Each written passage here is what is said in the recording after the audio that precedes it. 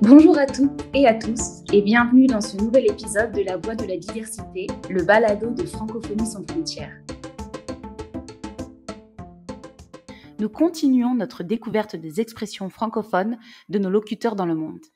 Aujourd'hui, cap sur l'Asie et plus précisément au Cambodge, ce pays d'Asie du Sud-Est situé au cœur de la péninsule d'Indochine. Et pour ce faire, nous accueillons notre invité Antoine Pic, qui est québécois d'origine cambodgienne en direct de Montréal. Bonjour Antoine. Bonjour, vous allez bien? Et vous? Oui, ça va très bien. Merci. Donc Antoine, pouvez-vous nous parler de la place du français au Cambodge? Oui, donc le Cambodge, entre 1863 et 1953, c'était un protectorat français. Et puis, c'est devenu un État associé de l'Union française.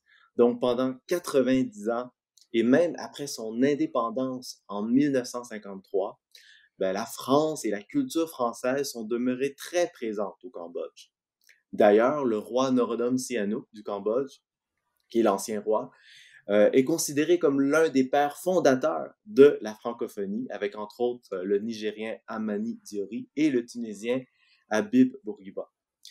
Cette influence française a laissé des traces, et notamment dans la langue officielle du Cambodge, qui est le Khmer. On retrouve aujourd'hui des centaines de mots d'origine française qui sont utilisés tous les jours en Khmer. Et puis, la plupart de ces mots ont été empruntés du français parce que, tout simplement, ils n'existaient pas en Khmer. Pour vous donner un exemple, on va jouer à un jeu. Oui. Je vais vous lire un texte, Mhm. un très court texte, et à vous de deviner quels mots dans ce texte sont autant utilisés en Khmer qu'en français. D'accord. Il y en a 10. Alors, je commence. Oui. Alors, un francophone prend des vacances au Cambodge. Avec ses valises, il prend un taxi et demande au chauffeur de l'amener à l'hôtel.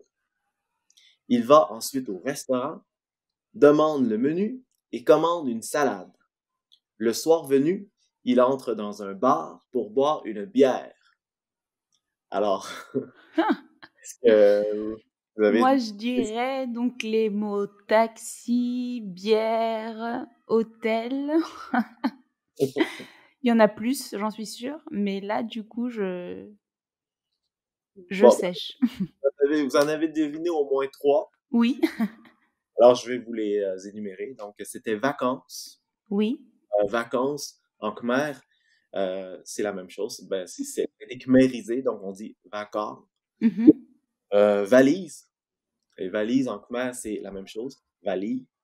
Ça a été khmérisé un peu. D'accord. Taxi, c'est la même chose. Vous l'aviez deviné. Oui.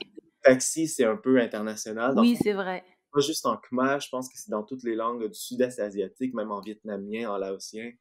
Taxi, ça reste un taxi. Mhm. Chauffeur.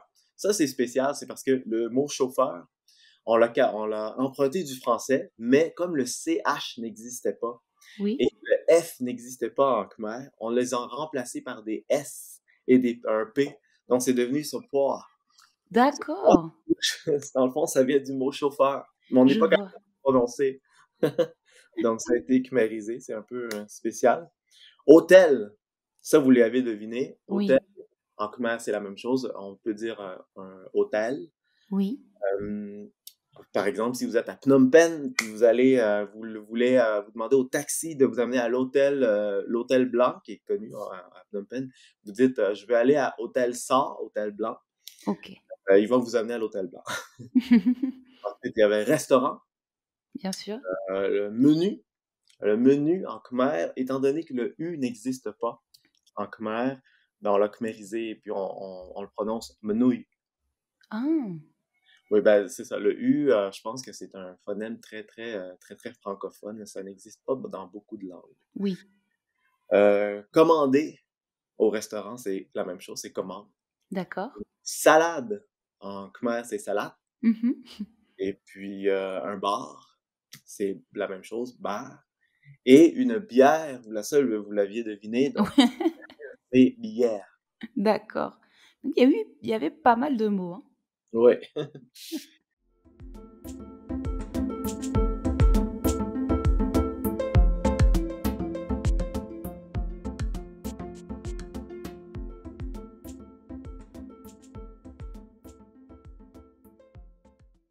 Et puis, ça a laissé des traces aussi dans le monde culinaire.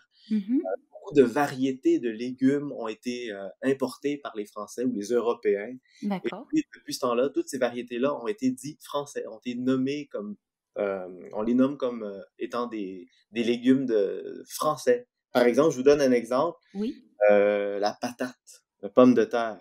On appelle ça une patate française ou en khmer, c'est ktum barang. Barang, ça veut dire, ah non, c'est damlong barang. Barang, ça veut dire français. D'accord. Barin, ça veut dire français. Ok. Oui. Barang, ça veut dire français. Ça veut dire, dans le fond, maintenant, ça veut pas juste dire français, ça veut dire toutes les personnes blanches sont des Françaises au Cambodge, hein. Donc, D'accord.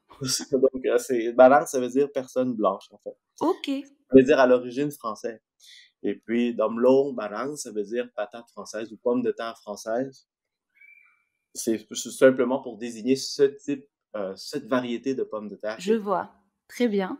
Bon, même. on en apprend des choses. Oui, ben, je vous donne un autre exemple, l'oignon. Avant, Oui. il y avait pas d'oignon. Donc, les Français ont apporté l'oignon et désormais, Mhm. on appelle ça ktum barang. Ktum, ça veut dire ail. Donc, ail français. Ah, l'ail français et l'oignon. Ouais, c'est ça. L'ail français, c'est Très l'oignon. bien. Très, très bien. Oui. Et si je ne me trompe pas, votre grand-oncle a eu un apport dans la francophonie au Cambodge. Oui, mon grand-oncle maternel, Monsieur Tep Yok, il a écrit le premier dictionnaire français-khmer en Hmm. 1962. Donc, c'était le tout premier dictionnaire français-khmer et il est toujours utilisé aujourd'hui. Donc, ça doit venir de là, mon amour pour les langues. Exactement, exactement. En tout cas, merci beaucoup, Antoine. Merci.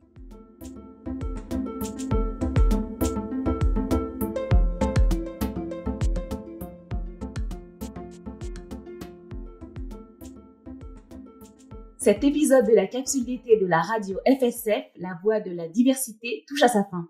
Si vous souhaitez continuer à découvrir la richesse du vocabulaire en français, faites un tour sur le site internet du Dictionnaire des francophones, www.ledictionnaire-des-francophones.org. Ce projet, conçu par l'Institut international pour la francophonie, donne accès aux définitions des mots utilisés dans l'espace francophone. D'ailleurs, vous pouvez contribuer à enrichir le dictionnaire avec l'ajout de nouveaux mots et de leur définition sur la plateforme collaborative. Merci à toutes nos auditrices et tous nos auditeurs francophones et francophiles. À l'animation, Aïssatou Diop, musique originale, Florent Cheminal, idée originale, Servan Ledréo et Lionel Hugo Etoa, réalisation, Sophie Ahmed Dufour, production radio francophonie sans frontières, FSF 2021. N'hésitez pas à nous contacter à l'adresse suivante radio.franco-sans-frontières avec un s @gmail.com. Je vous donne rendez-vous la semaine prochaine pour une nouvelle capsule d'été. D'ici là, portez-vous bien.